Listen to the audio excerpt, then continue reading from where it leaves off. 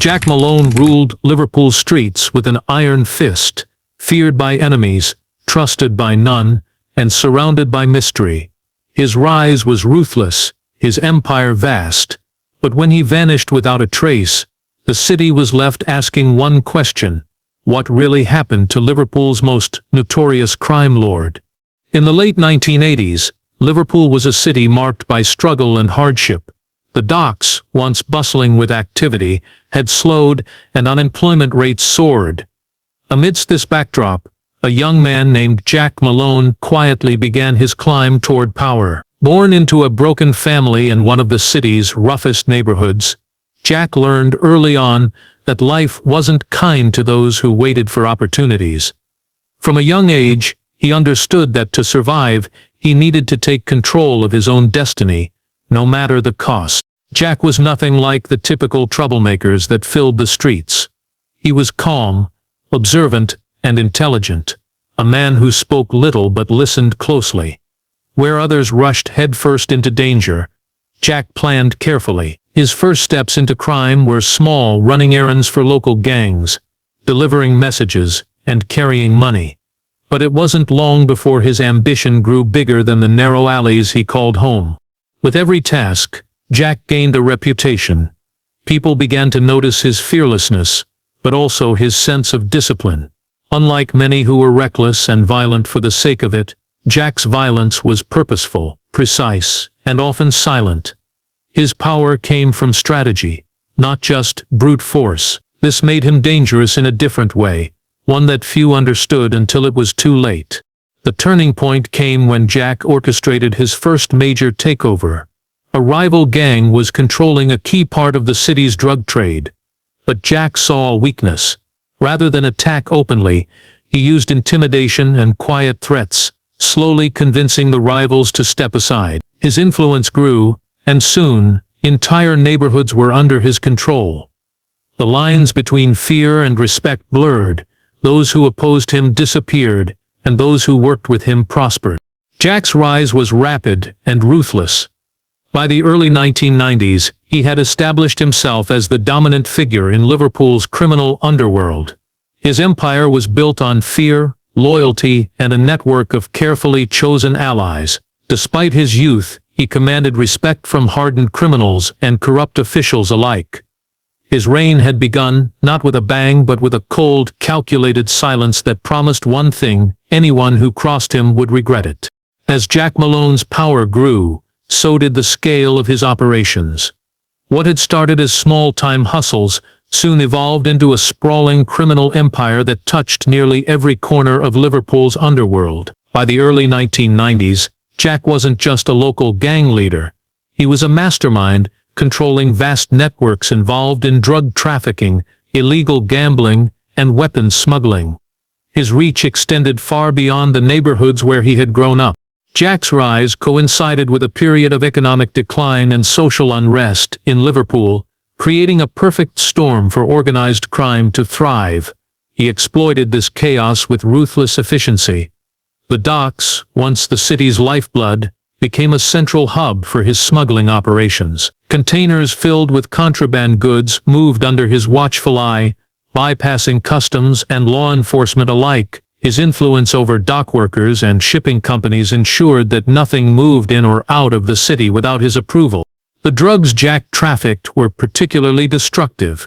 Heroin and cocaine flooded Liverpool's streets, tearing communities apart and fueling addiction on a massive scale. But Jack wasn't just a dealer. He was a strategist who understood the importance of controlling supply routes and maintaining order among his dealers. He kept his network tightly organized, rewarding loyalty with cash and protection, but punishing betrayal with brutal violence. This system kept his operation running smoothly, despite the constant threat from rival gangs and law enforcement. Illegal gambling was another lucrative front for Jack's empire. Bookmaking shops and underground betting rings popped up across the city, often disguised as legitimate businesses. These operations funneled large sums of money back into Jack's coffers, funding further expansion. More than money, however, gambling dens gave Jack a place to gather intelligence, monitor rivals, and build alliances. His ability to blend business with crime made him seem almost untouchable. But Jack's growing empire also meant a growing list of enemies. Rival gangs and former allies who felt betrayed began plotting against him.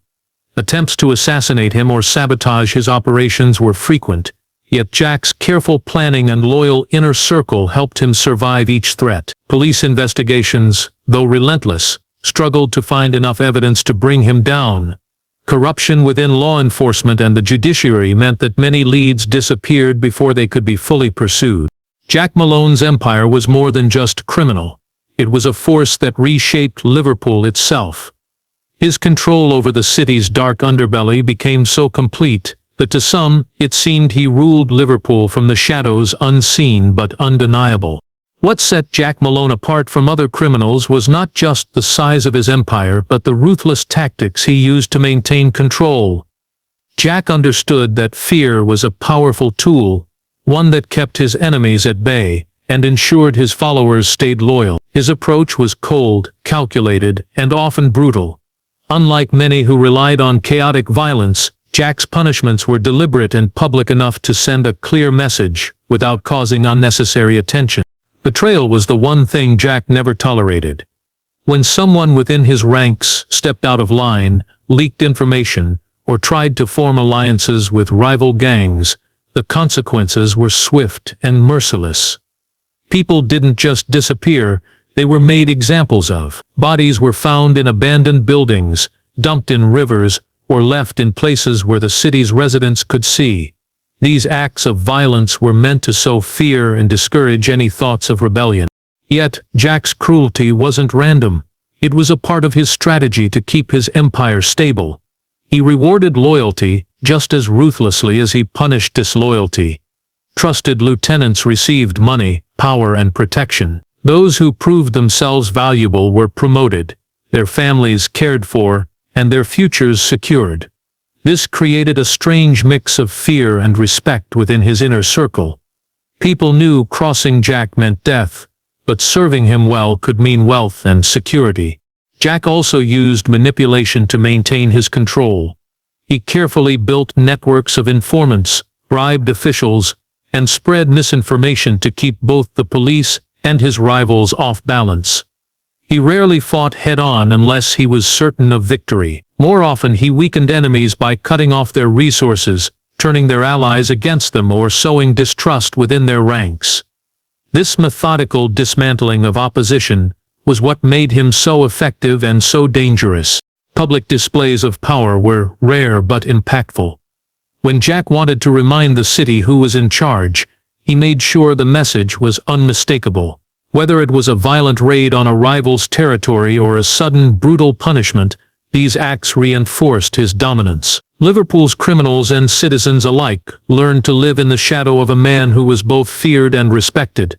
Behind this facade of violence, Jack remained distant and controlled. He never lost sight of his goal, absolute power. His reign was not just about crime, it was about building a legacy that no one could challenge. And in a city where survival meant being tougher than the rest, Jack Malone had proven he was the toughest of all. Living under Jack Malone's rule meant living in constant fear for the people of Liverpool.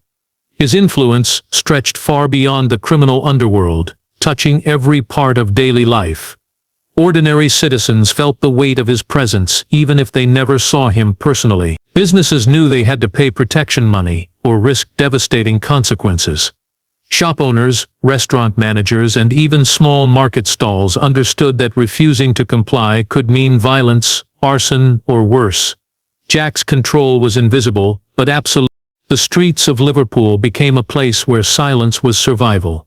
People learned not to ask questions, not to speak out, and certainly not to get involved with the police. Witnesses to crimes involving Jack's gang vanished, either out of fear or because they were forcibly removed. This created a culture of silence, where justice was impossible, and fear ruled over truth. The sense of safety that once existed in neighborhoods faded, replaced by a tense, uneasy calm. Corruption ran deep through the city's institutions. Some police officers, whether out of fear, greed, or loyalty, turned a blind eye to Jack's activities or even worked for him directly. These officers sabotaged investigations, leaked information about raids, and ensured key evidence disappeared. This made it nearly impossible for law enforcement to build a strong case against Jack. Honest officers found themselves isolated and powerless, caught in a system rigged to protect the crime lord. Local politicians were not immune either. Some were bribed into silence, while others feared the repercussions of standing up to Jack's influence. The crime lord's network extended into council offices and government buildings, securing his grip on the city through intimidation and corruption. This blending of crime and politics blurred the lines between legal authority and criminal power, making Liverpool a city ruled by shadows. For the people, life was about adapting to this harsh reality. Families moved quietly through neighborhoods where danger lurked in unexpected places. Children grew up knowing certain names were not to be mentioned, and entire communities learned to live with the invisible hand of Jack Malone, guiding their fate. This atmosphere of fear was Jack's greatest weapon, one that ensured his reign continued without challenge. Despite the terror, some held on to hope. Hope that one day the city would be free of the crime lord's shadow. But with every passing year that hope grew dimmer, buried beneath layers of violence, corruption, and silence. Liverpool was caught in a grip that seemed impossible to break. While Jack Malone's empire appeared unbreakable, there was one force quietly working against him, a determined undercover detective who had made it their mission to bring him down. This officer, whose identity remained secret for years, understood that taking on Jack required more than brute strength or quick arrests. It demanded patience, cunning, and the ability to operate in the shadows just as Jack did. For years, the detective slowly infiltrated Jack's network.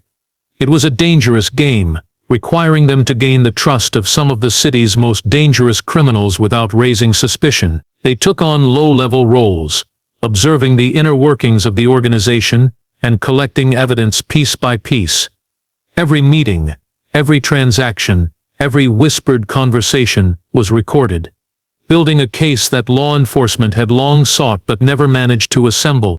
The detective's work was painstaking and risky. At any moment, exposure could mean certain death. Jack's reputation for ruthlessness was well known, and betrayal was punished without mercy. Despite the danger, the officer remained committed, driven by a desire to free Liverpool from the grip of fear and violence. However, the deeper the detective dug, the clearer it became that Jack Malone's protection reached far beyond his gang. Evidence repeatedly vanished from police files. Witnesses were intimidated into silence or disappeared entirely. Investigations stalled, hampered by leaks from within the very system meant to uphold the law.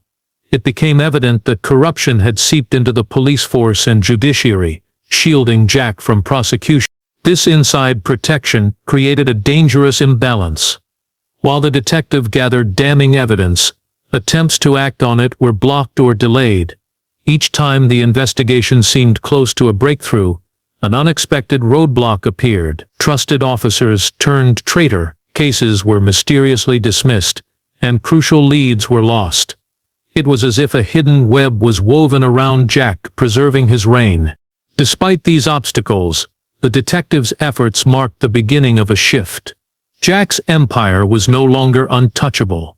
The sense of invincibility that surrounded him began to crack, sowing doubt and tension within his ranks. But the deeper truth about how far Jack's protection extended remained hidden, a secret that would come with a heavy price.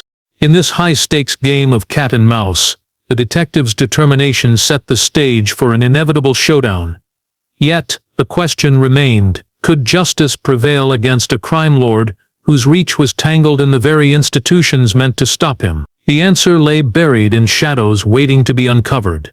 In 1998, Jack Malone's seemingly invincible empire suffered its first major setback, a blow that sent shockwaves through Liverpool's criminal world.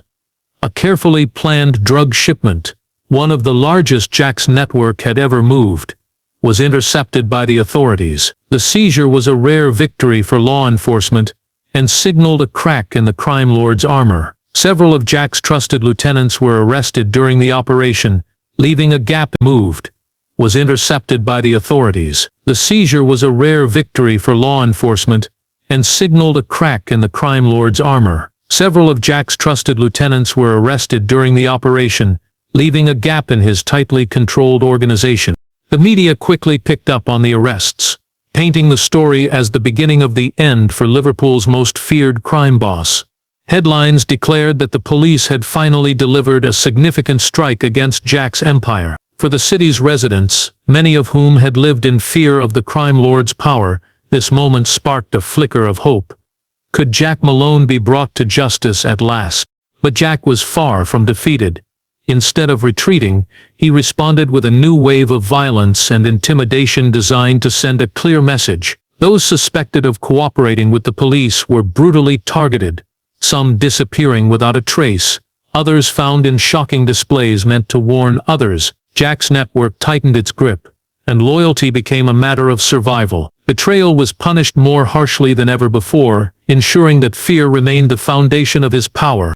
At the same time, Jack moved quickly to replace the fallen lieutenants, promoting new members who were fiercely loyal and more cautious.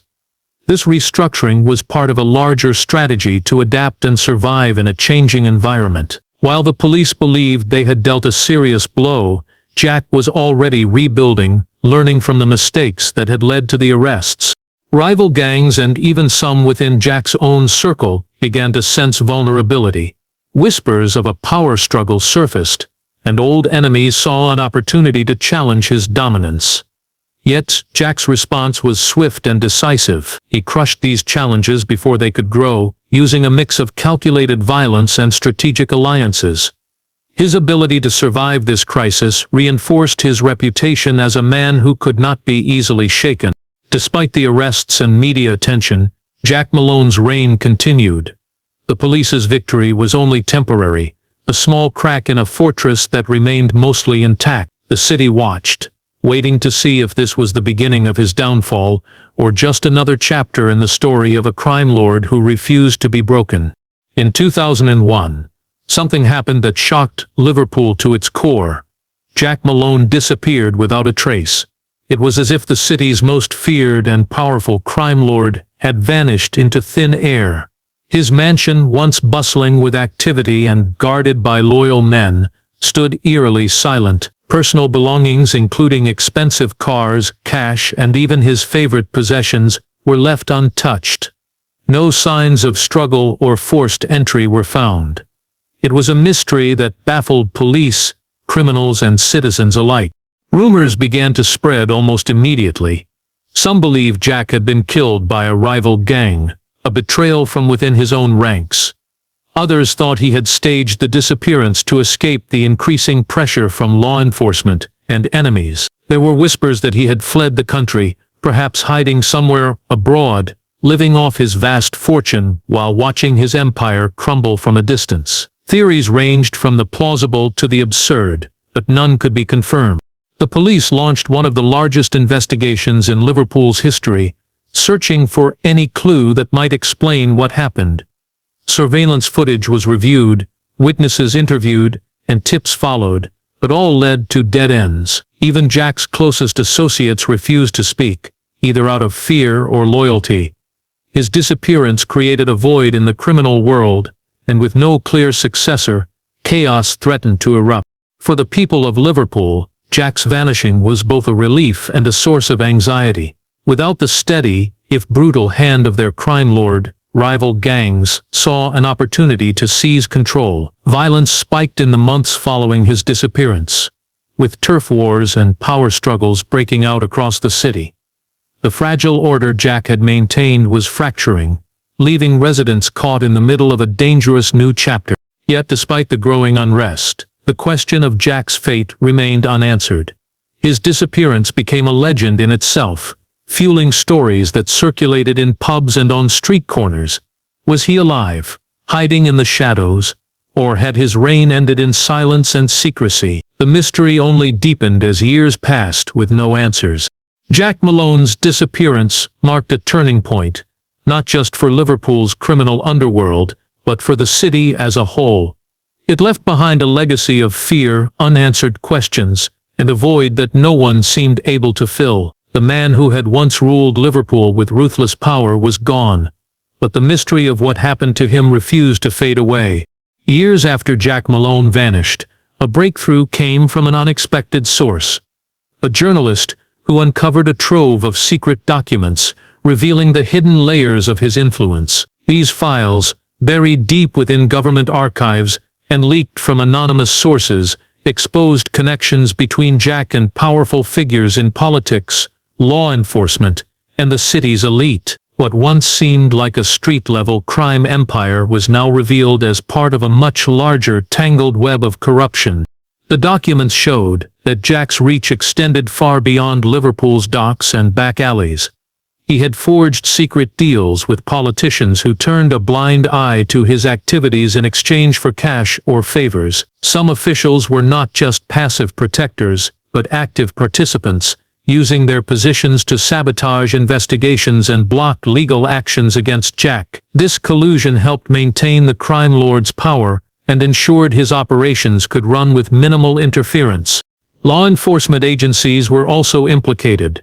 The files detailed bribery schemes involving officers who leaked confidential information, destroyed evidence, or intimidated witnesses to protect Jack's interests. Corruption was not isolated to a few bad apples, but appeared to be widespread, involving multiple layers of the justice system. These revelations explained why, despite numerous attempts, Jack had managed to evade arrest and prosecution for so long. The journalist's findings sent shockwaves through Liverpool and beyond.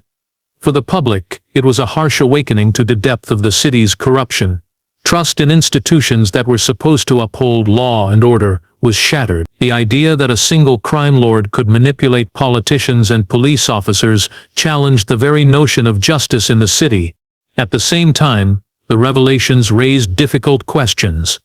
How many others had benefited from similar arrangements? Was Jack Malone's empire just one part of a larger system of organized corruption? These questions fueled ongoing investigations, but also created a climate of fear. Those named in the files faced intense scrutiny, but many remained silent, protected by the same networks that had shielded Jack. This exposure marked a turning point in Liverpool's fight against crime and corruption. It showed that defeating a crime lord like Jack Malone meant more than arresting criminals. It required uprooting the entire system that allowed them to thrive. Yet, even with these truths laid bare, the full extent of Jack's influence and the people behind it remained shrouded in mystery, leaving the city to wonder how deep the darkness really went.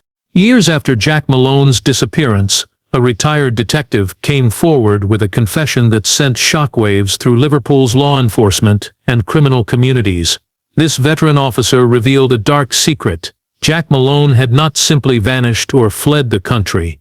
He had been killed in a covert operation gone horribly wrong.